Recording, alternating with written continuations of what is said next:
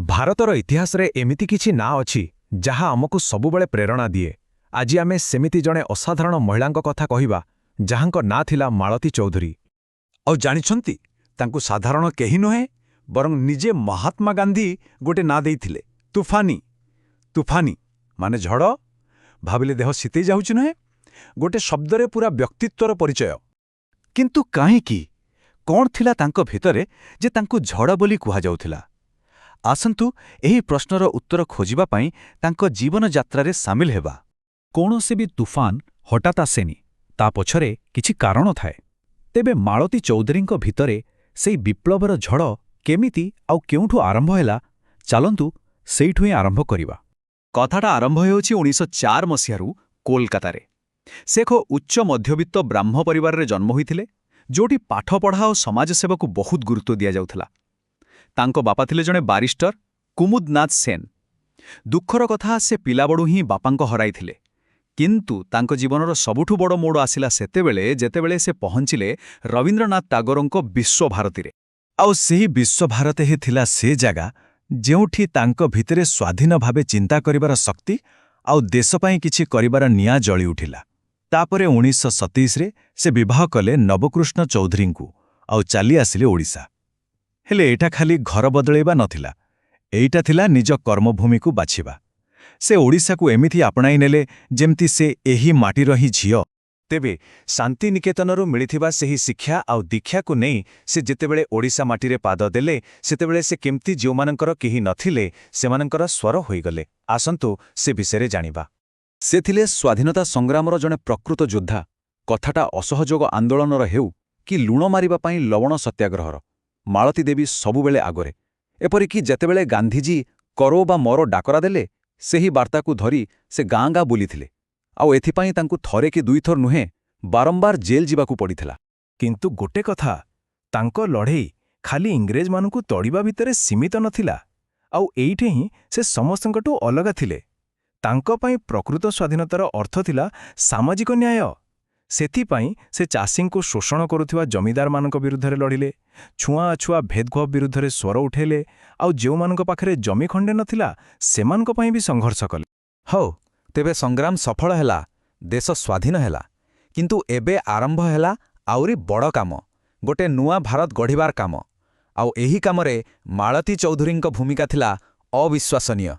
ଭାବନ୍ତୁ ତ, ପୁରା ଦେଶର ସମ୍ବିଧାନ ଲେଖା ହେବ, ଦେଶର ଭବିଷ୍ୟତ ତିଆରି ହେବ। ସେଥିପାଇଁ ଗୋଟେ ସଭା ବସିଲା, ଯେଉଁଥିରେ ପ୍ରାୟ 300 ଜଣ ସଦସ୍ୟ ଥିଲେ। କିନ୍ତୁ ସେମାନଙ୍କ ଭିତରେ ମହିଳା କେତେଜଣ ଥିଲେ ଜାଣିଛନ୍ତି? ମାତ୍ର 15 ଜଣ। ଆଉ ସେହି 15 ଜଣଙ୍କ ଭିତରେ ଥିଲେ ଆମ ମାଳତୀ ଚୌଧୁରୀ। କେବଳ ସେତିକି ନୁହେଁ, ପୁରା ଓଡ଼ିଶାରୁ ସେ ଥିଲେ ଏକମାତ୍ର ମହିଳା ଯେ ଦେଶର ସମ୍ବିଧାନ ତିଆରି କରିବାର ଏହି ମହାନ କାର୍ଯ୍ୟରେ ସାମିଲ ଥିଲେ। କେତେ ବଡ଼ କଥା! ଏଠି ତାଙ୍କ ବ୍ୟକ୍ତିତ୍ୱର ଗୋଟେ ଅଦ୍ଭୁତ ସନ୍ତୁଳନ ଦେଖିବାକୁ ମିଳେ। ଗୋଟେପଟେ ସେ ଦିଲ୍ଲୀରେ ବସି ଦେଶ ପାଇଁ ନିୟମ କାନୁନ ତିଆରି କରୁଥିଲେ, ଆଉ ଅନ୍ୟପଟେ ତାଙ୍କ ମନ ପଡ଼ି ରହିଥିଲା ଓଡ଼ିଶାର ଗାଁ ଗଣ୍ଡାରେ ଥିବା ସାଧାରଣ ଲୋକଙ୍କ ପାଖରେ। ସେ ଚାହୁଁଥିଲେ ଯେ ସମ୍ବିଧାନ ଖାଲି ବହି ଭିତରେ ନ ରହି ଲୋକଙ୍କ ଦୁଃଖ ଦୂର କରୁ। ଆଉ ଏହି ଚିନ୍ତାଧାରା ହିଁ ତାଙ୍କୁ ଗୋଟେ ଏମିତି ନିଷ୍ପତ୍ତି ନେବାକୁ ପ୍ରେରଣା ଦେଲା, ଯାହା ଶୁଣିଲେ ଆଶ୍ଚର୍ଯ୍ୟ ଲାଗିବ। ସେ ସମ୍ବିଧାନ ସଭାରୁ ଇସ୍ତଫା ଦେଇଦେଲେ। କାହିଁକି? କାରଣ ତାଙ୍କ ପାଇଁ ଦିଲ୍ଲୀର ବଡ଼ ପଦବୀଠାରୁ ଗାଁର ମାଟି ଆଉ ଲୋକଙ୍କ ସେବା କରିବାଟା ବେଶୀ ଜରୁରୀ ଥିଲା। ସେ କେବଳ ଭାଙ୍ଗିବା ଜାଣିନଥିଲେ, ଗଢ଼ିବା ବି ଜାଣିଥିଲେ। ସେ ଭବିଷ୍ୟତ ପିଢ଼ି ପାଇଁ ମୂଳଦୁଆ ପକାଇଥିଲେ। ଯେଉଁ ସ୍ୱାଧୀନତା ସଂଗ୍ରାମୀମାନେ ଦେଶ ପାଇଁ ଲଢ଼ିଲେ, ସେମାନଙ୍କ ପିଲାମାନଙ୍କ ପାଇଁ ସେ ତିଆରି କଲେ ବାଜିରାଉ ଛାତ୍ରାବାସ, ଆଉ ଆଦିବାସୀ ପିଲାମାନଙ୍କ ଉନ୍ନତି ପାଇଁ ସ୍ଥାପନା କଲେ ଉତ୍କଳ ନବଜୀବନ ମଣ୍ଡଳ। ଏସବୁ ଆଜି ବି ତାଙ୍କ କାମର ସାକ୍ଷୀ ହୋଇ ଛିଡ଼ା ହୋଇଛି। ସମ୍ବିଧାନ ସଭାରୁ ଇସ୍ତଫା ଦେବାଟା ତାଙ୍କର ନୀତି ଆଉ ଆଦର୍ଶର ଗୋଟେ ଝଲକ ମାତ୍ର ଥିଲା। ତାଙ୍କ ଜୀବନର ଶେଷ ଆଡ଼କୁ ଆମେ ଦେଖିବା ଯେ ତାଙ୍କର ଏହି ସିଦ୍ଧାନ୍ତ କେତେ ଦୃଢ଼ ଥିଲା। ସମୟ ଆଗକୁ ବଢ଼ିଲା। ଦେଶ ସ୍ୱାଧୀନ ହେବାର ପ୍ରାୟ 28 ବର୍ଷ ବିତିଗଲା।